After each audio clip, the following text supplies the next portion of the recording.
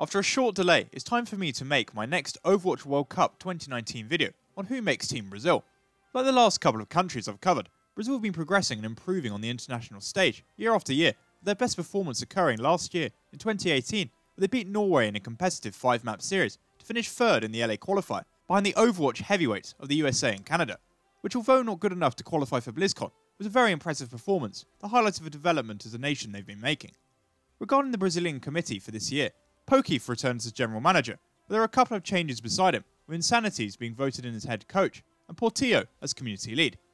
Like most teams, Brazil have been holding trials, which they've been streaming, but with such a large and prospering contenders region, which provides them with so much good competition for places, selecting a 7-man roster that everyone can agree on will be hard. I've done my best, so please remember that these are just my own thoughts, and if you think I have overlooked someone, be sure to let me know down in the comments below. Beginning at the main tank position, I think the 4 best options for Team Brazil are Neil, Falsi, Mate and Storm. Let's start with Neil, who represented Brazil both in 2018 and 2017. He was formerly a part of the illustrious Brazil Gaming House, but dominated in 2018 before being disbanded and is now a member of X10 Esports, which has been competitive and near the top of the South American contenders scene. His experience and pre-existing synergy with members of the side I'll mention shortly cannot be understated, and he put in a very strong display during the trials I watched, with some really nice plays on both Winston and Hammond. I'll quickly talk about Falsi, who left low-key for X10 recently, and he's in a very strange spot, as although he's listed as a tank, all the recent footage of his play I've seen has seen him playing a flex onto Sombra alongside Neil. He clearly looks to be a very talented individual with a strong hero pool, but I don't think I've seen enough of his main tank play to give him a spot here. Storm meanwhile was just picked up as a substitute for Low-Key Esports, one of the top teams in South America at the moment, and in the trials showed some promise at the position. But with his recency into the conversation and a lack of experience comparatively, I doubt he'll make the side.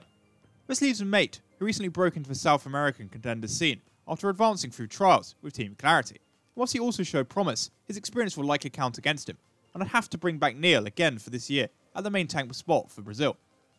The clear frontrunner at the flex tank position is Honorato, who is currently a member of Low-Key Esports, which alongside Fury is currently leading South American contenders, and with his success at the beginning of 2019, they represented the region at Atlantic Showdown, but he showed their potential, despite being easily beaten.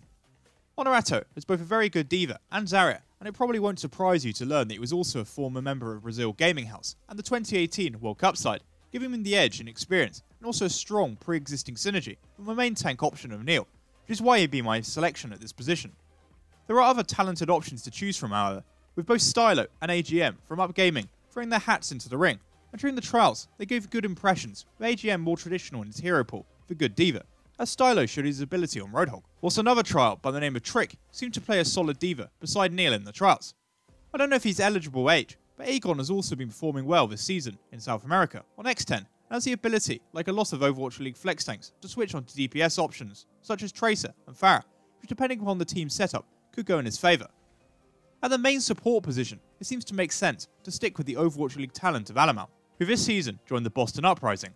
Whilst he hasn't necessarily hit the ground running with his introduction into the league, with some shaky displays on Lucio, you can't deny his talent and potential that saw him dominate the South American contender scene on Brazil Gaming House last year, and has earned him a spot on the national squad for the last couple of years. His experience, talent and pre-developed synergy with the members of his side are too invaluable to leave out, even if recent displays haven't shown him at his best, which is why he'd have to be my choice here.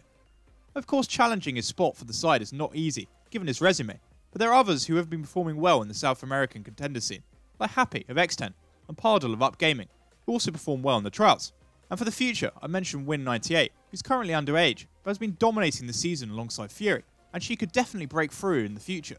We might be seeing a pattern develop here, but it's undeniable that the members from last year's World Cup side are again strong favourites to feature again this year, and this is no different at the flex support spot, with Ole leading the pack. Interestingly, he was one of the 2 non-Brazil Gaming House members picked up last year, as his side, LFTL, actually defeated the Brazil Gaming House roster at the end of 2018, before he moved at the beginning of this year to Low-Key Gaming, where he's continued to have success. His Zenyatta is really strong, but he can also play Ana, and with a pre-made history and relationship playing alongside Alamau, he'd return as my pick at the position for this year as well. However, one player who will run him close based on his tryout performance could be Thiago. He was one of the players whose streams I watched as part of my research for this video, and his Ana looked really impressive and appeared to be outperforming his opposite number and fellow trialist Rank Yoshi. His side, Up Gaming, has been doing alright in contenders, and with his skill on Zen and Ana, he could be in the coach's conversation, but I reckon he'll just miss out due to a comparative lack of experience and synergy with the rest of his squad. The hardest position to determine for the Brazilian side this year, at least in my opinion, is at the DPS role, where they have a depth of quality talent to choose from. Of course it makes sense to start with the players who were chosen for the side last year, and I can already guarantee there will be at least one change for 2019, as former World Cup and Brazil Gaming House member Dudu is now retired from Overwatch and won't be competing as far as I'm aware. His partner, however, Lyco, still is competing and is currently a member of Loki Esports. He's a talented projectile DPS player and again has gained a lot of experience through his time on the international side in 2017 and 2018, as well as on Brazil Gaming House, giving him chemistry with the rest of his squad.